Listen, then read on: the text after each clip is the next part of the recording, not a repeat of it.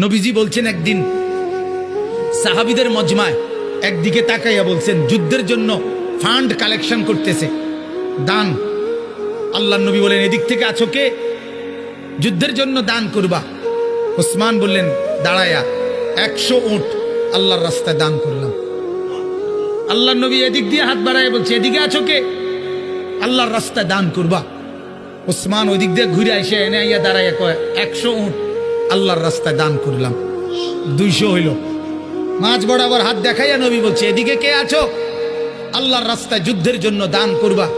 ওসমান এখানে এসে বলছে আল্লাহর রাস্তায় আরো 100 উট আল্লাহর রাস্তায় দান করলাম। 300 হইল। ভাইয়া 6 বার নবীজি বলছে আর কে আর কে আর কে? 6 বারই ওসমান দাঁড়াইয়া দাঁড়াইয়া বলছে 100 100 100 100 100 100 600। কয়শো?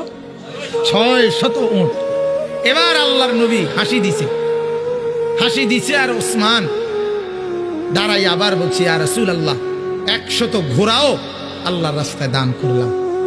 নবীজি খুশিতে চেহারা মুবারক নূরের চেহারা চিকচিক করছে। হযরত ওসমান বলছে ইয়া রাসূলুল্লাহ একটু অপেক্ষা করেন, আমার দান করা শেষ হয় নাই, আমি ঘরের থেকে একটু আইতে আসি। হযরত ওসমান ঘরে গেছেন, রুমাল বিছিয়ে দিয়া বিবিকে বললেন স্বর্ণ গহনা অলংকার যা আছে সব দাও। স্ত্রী বললেন কেন?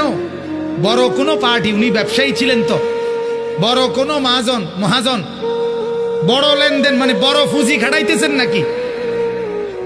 হযরত ওসমান বললেন হ্যাঁ বিবি, আজ আরশে আজিমের মালিকের সাথে পুঁজি খাটাইতেছে।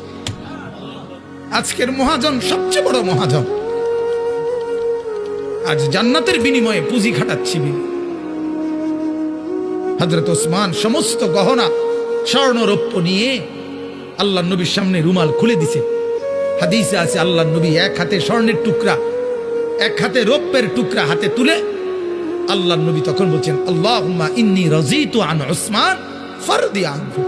আল্লাহ, আমি জমিনে আমার ওসমানের উপরে রাজি হয়ে গেলাম, আপনি আরশে তার উপরে রাজি হয়েছেন।